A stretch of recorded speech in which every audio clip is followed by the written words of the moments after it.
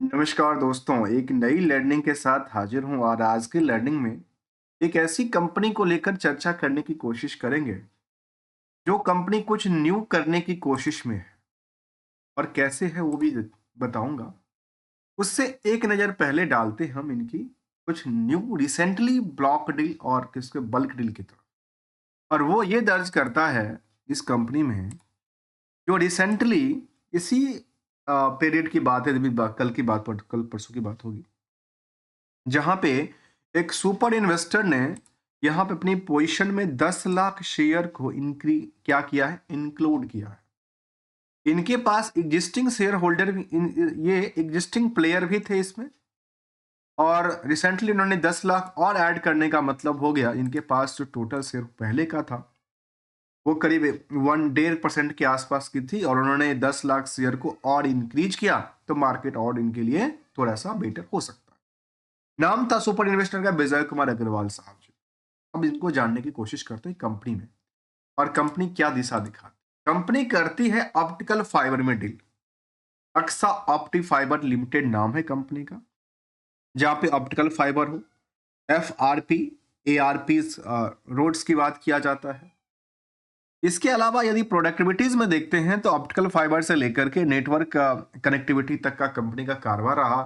और इस कारोबार में इस कंपनी को यदि हम मार्केट की चार्ट लेवल को देखें तो चार्ट लेवल में जिन जब इन्होंने लिया तो मार्केट एक रैली क्रिएट करने की कोशिश में है, और जो इनका पुराना ब्रेकआउट वाली प्राइसेस है ना, उसको ये गैप बिल्कुल करती नजर आती है, और लगता है कि 52 वीक के हाई पे पहुंचने की रेस में चल रही है। हो सकता है 2-4% कभी गिर भी जाए तो क्या फर्क पड़ता है, लेकिन एक बॉटम से एक हायर रेंज में सोचने वाली बात है, जो अल्टीमेटली रिटर्न जो है बड़ी गजब का दिया है। और जिनका पैसा भी डूबा होगा शायद उनके लिए भी काफी गजब का नुकसान बना होगा। कहाँ जो प्राइस पहले कभी वही 14 के आसपास हुआ करता होगा, वो गिर के 7 रुपए पे आ गया, मतलब 50% से ज्यादा गैप हो गई। अब वहां से 100% दोबारा चल रहा। अब इसको जानने की कोशिश करते हैं अक्सा ऑप्टी फाइबर लिमिटेड को, और वो क्या कहती है। इसकी बुक वैल्यू को देखें तो 1 रुपये 53 पैसा, इंटरेस्टिंग वैल्यू सरेंट है। वो कंपनी अल्टीमेटली 12 महीने की डेटाबेस इनको निगेटिव इंपैक्ट डालता है, करीब 5 रुपए के आसपास कमाई जो है नुकसान में बुक कर।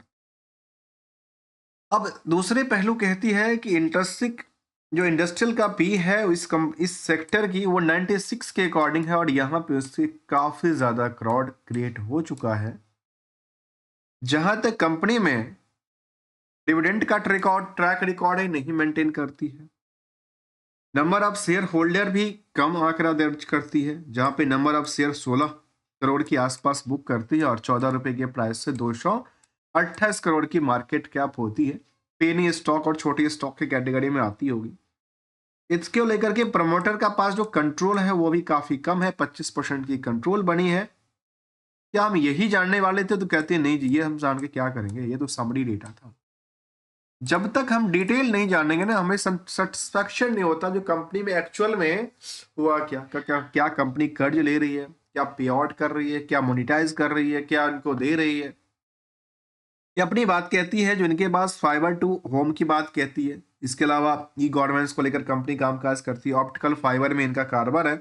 ऑप्टिकल फाइबर केबल से लेकर के स्मार्ट सिटी सॉल्यूशन तक में, टर्नकी सॉल्यूशन तक में कंपनी का कारोबार रही है। जो उन्होंने अपनी बात बताई कि यहाँ पे आईटी आईटीएस और प्रोजेक्ट को लेकर के कंपनी ने काम किया, जिसमें उन्होंने डिटेल बताई है कि हमारे पास ये सब प्रोजेक्ट हैं, जिसमें कुछ गवर्नमेंट ऑफ राजस्थान के साथ, कुछ smart city in the Jaipur को लेकर के कामकाज किया था, और खास करके डेटा सेंटर को लेकर कंपनी काम, तो इसको ये भी कह सकते हैं कि डेटा सेंटर के लिए कंपनी भी कामकाज करती है, और जो आजकल मार्केट में बहुत ज्यादा प्रचलित है डेटा सेंटर स्टॉक के तौर पे। इनका ये सब एक्टिविटीज है। एक्टिविटी से लिंक करके यदि देखा जाए इनकी फाइनेंशियल पोजीशन को, तो कंपनी की फाइनेंशियल पोजीशन ये कहते हैं कि जितना इनके पास नेटवर्थ था उसी के मुताबिक उन्होंने सेल्स भी किया। लेकिन इसी साल की बात है, कंपनी में भारी नुकसान देखने को मिला as per the standalone data. और यदि कंसोलिडेटेड डेटा के बेसिस पे एनुअली डेटा को देखते हैं तो सेम कहती है, लेकिन थोड़ा सा सेटअप बैठती नजर आती है कि सेल्स के आंकड़ा के प्रॉफिट, जो प्रॉफिट होना चाहिए था वो लॉस कन्वर्ट हो जाती। यहाँ पे लॉस के पीछे क्या वजह होगा और क्या मार्केट ने इसी को लेकर के पैनिक क्रिएट किया था क्या? जहां तक क्वार्टरली रिजल्ट का सवाल है इसमें, तो क्वार्टरली रिजल्ट हमने देखा कि लास्ट 2 क्वार्टर इसी साल की बात है, तो यहाँ पे इन्होंने नेगेटिव इंपैक्ट डाल रही, क्योंकि इसमें गिरावट का संकेत लगातार मिला है, ट्रेंडिंग का लगातार गिरावट का ट्रेंड दर्ज किया है। अब इनको लेकर के मार्केट की स्ट्रेटजी को समझते हैं। मार्केट में अभी मार्केट एक रैली क्रिएट कर रही है, और रैली के पीछे हमने क्या बताई? रैली के पीछे बात ये थी, जो कंपनी में कौन से प्लेयर थे, कंपनी में ये देखा गया था कि इनके पास खास करके सुपर इन्वेस्टर कुछ नाम है, और एक बहुत पुराने नाम सब इस भी शामिल करता है, जिसमें कि पुराना नाम के साथ देखा जाए तो कंपनी में इसी साल की बात है, इसके अलावा कुछ बड़े प्लेयर थे, तो कहते हैं इस प्लेयर तो थे, बहुत पहले की बात है जब इसमें कंपनी में कुछ प्लेयर की नाम निकल के आती, जहाँ पे आनंद राठी तक का नाम शामिल किया था।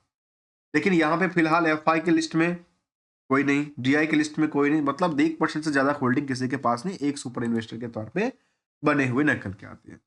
अब दूसरी तरफ एक चीज को और ध्यान देने वाली बात है, और वो ध्यान देने बात की बात ये कहती है, जो कंपनी लगातार, जो इनके प्रमोटर हेड हैं, वो यहाँ से अपनी होल्डिंग बेचने में लगे हैं। अब आखिर क्या हुआ इस कंपनी में? 2 अलग अलग इंपैक्ट की बात कर रहा हूँ। एक तरह सुपर इन्वेस्टर इसको खरीदने में व्यस्त है, और दूसरी तरफ जो प्रमोटर्स होल्ड है, वो प्रमोटर और डायरेक्टर अपने ग्रुप से शेयर को बेचने में व्यस्त है। इन्होंने कुछ शेयर 20,000 में बेचा, और इसे लगातार बेचती नजर आई।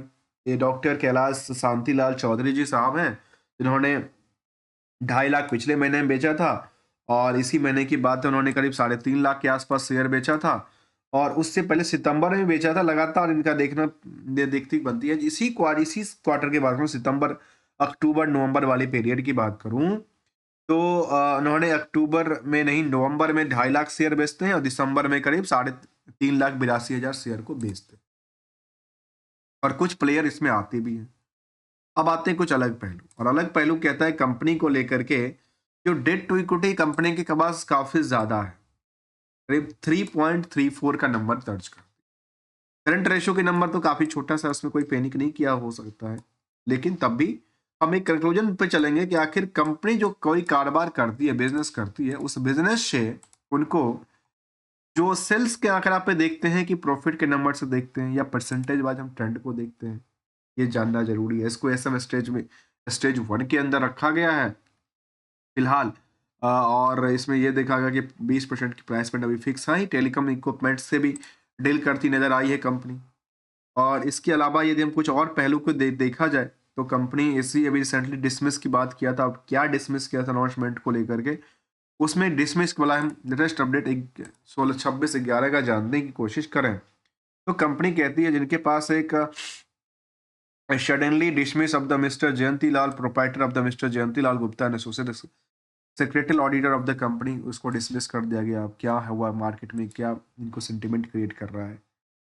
जबकि इस कंपनी में आप यदि हम इनका नेट इनकम मार्जिन को देखेंगे, नेट प्रॉफिट मार्जिन को देखेंगे, डेटर्स रेशियो को देखेंगे, आउटस्टैंडिंग परसेंटेज को देखेंगे, तो वो कुछ अलग दर्ज करता है, और वो ये कहता है कि ट्रेंडिंग के बेसिस पे यहाँ पे 25-26 करोड़ का टर्नओवर था लास्ट पीरियड में, और जो कंपनी प्रॉफिट में थी, बाद में कोई प्रॉफिट और नुकसान झेलने को मौका मिला, नॉमिनल और 15% से ज्यादा की।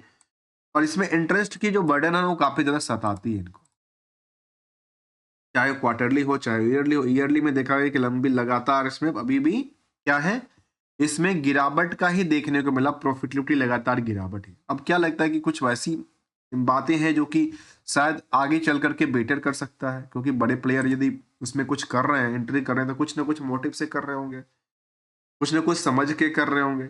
वो हमसे ज्यादा बिल्कुल होंगे, तेज होंगे, क्योंकि हमें तो उतना नहीं पता, लेकिन हम एज अ लर्नर वो तो एक्सपर्ट है। और एक्सपर्ट के तौर पे देखा जाए तो कंपनी ने कर्ज को लेकर लगातार पे आउट किया, कर्ज पे आउट कर रही है, फिक्स एसेट से मोनिटाइज कर रही है कुछ पार्टों को, और बाकी पार्ट भी इनके पास रहा है। ऑन एवरेज ये देखा गया कि कंपनी स्टैंडअलोन डेटाबेस पे जून के कंपैरिजन टू सितंबर में भले ही सेल्स कम किया हो, लेकिन ऑपरेटिंग बेटर किया है, नेट प्रॉफिट मार्जिन बेटर किया है, प्रॉफिट का नंबर भी बेटर करता नजर आया है। और इसको लेकर जब हमने कंक्लूजन में आया कि कंपनी का ओवरऑल लास्ट 12 महीने का डेटा क्या कहती है, तो वो डेटा ये दर्ज करती है कि यहाँ पे 68% का क्या करती है, लॉस बुकिंग करती है फ्रॉम द, कहां से, sale plus other source of income. अब इसको लेकर के जब आउटस्टैंडिंग बैलेंस को देखा गया सेल्स के बेसिस पे, तो वो कहती है 12% के आसपास की। और इस नंबर से यदि हम डेट आउटस्टैंडिंग वर्सेस उसको देखें, प्रॉफिट को देखें, तो वो केवल 25% के आसपास दर्ज करती है। जबकि पीयर्स के मुताबिक देखा है तो यहाँ भी क्राउड काफी है, लेकिन दिखती नहीं है, क्योंकि वहां पे नुकसान वो करती है अर्निंग पर शेयर के बेसिस पे लास्ट 12 महीने के डेटाबेस में। निवेशकों कंटेस्ट में हमने देखा कि प्रमोटर यहां से अपनी पोजीशन को लगातार बेचने में व्यस्त है, कुछ सुपर इन्वेस्टर लेने में व्यस्त है। अल्टीमेटली 60 से 70 हजार निवेशकों का इंटरेस्ट भी इस कंपनी से जुड़ा हुआ है। और जबकि सीजीआर के बेसिस पे कंपनी ने सेल्स में लगातार डिक्लाइन करती नजर आ रही है, प्रॉफिट भी डिक्लाइन करती नजर आती है। और जहां तक इस कंपनी का एनालिसिस की बात है, वो ये कहती है कि स्किनर के बेसिस की बात जो हम अक्सर देखते रहते हैं और कहते हैं, वो ये कहता है कि यहाँ पे तो बहुत दो कुछ अच्छी बातें शामिल करता है और बाकी तो इनका निगेटिव इम्पैक्ट डालती नजर आती है, काफी सारे निगेटिव इम्पैक्ट की बात करती है। तो फिर मार्केट में क्या इनको सेटअप करने की कोशिश चल रही है? और आज तक में देखा गया कि यहाँ कंपनी के स्टॉक प्राइस में लगातार डिमांड ही बढ़ती नजर आई है। क्या हुई डिमांड, मतलब दो अलग अलग एंगल्स में कामकाज कर रही है और दो अलग अलग इम्पैक्ट से करती है।